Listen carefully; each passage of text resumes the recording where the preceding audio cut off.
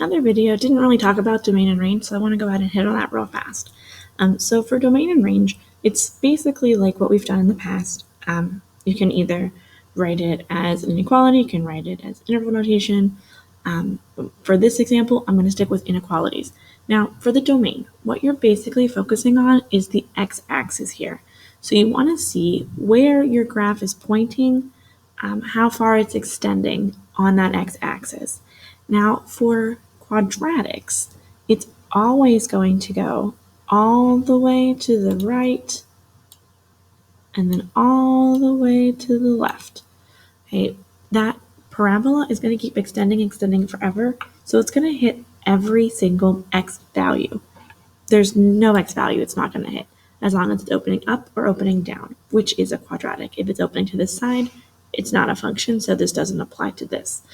But when you're looking at quadratics and the domain is going to every x value, you would write this weird looking R. You can just write a capital R, or you can do the little double bars. All real numbers is what this means.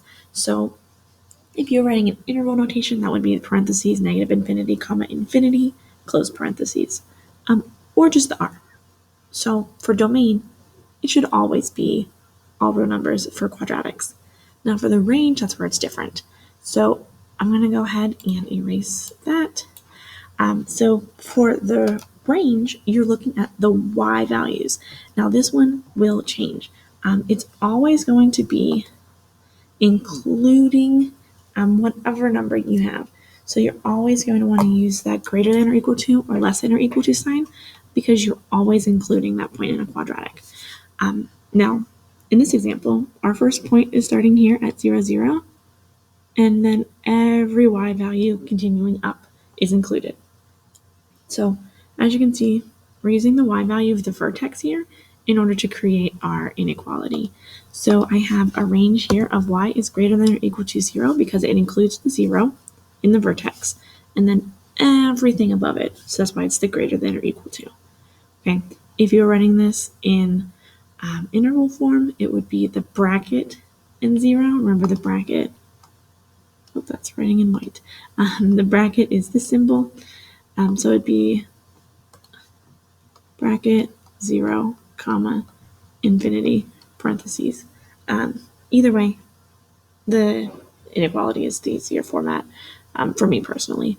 So I'm going to just go through 2 more examples just to show you what I'm talking about, to show that it repeats and that this is constant. So for the domain, again, that's every single x value you see. It's going here, and it's always extending. So it's going to hit every single one of these, and then hit every single one of these. So my domain is all real numbers. Okay, now for the range, we are starting at this point, the vertex, and again, that is the y value here of -2, and this one's opening up, so we're going to have everything above it greater than it. So we have y is greater than or equal to -2, because it's including that vertex, the y value of the vertex, and everything above it.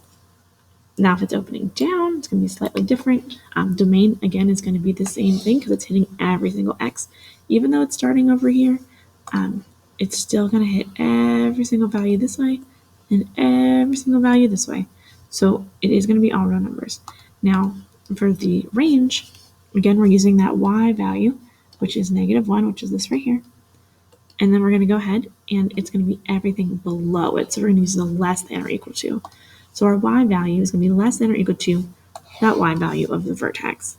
And that's how we do domain and range for quadratics.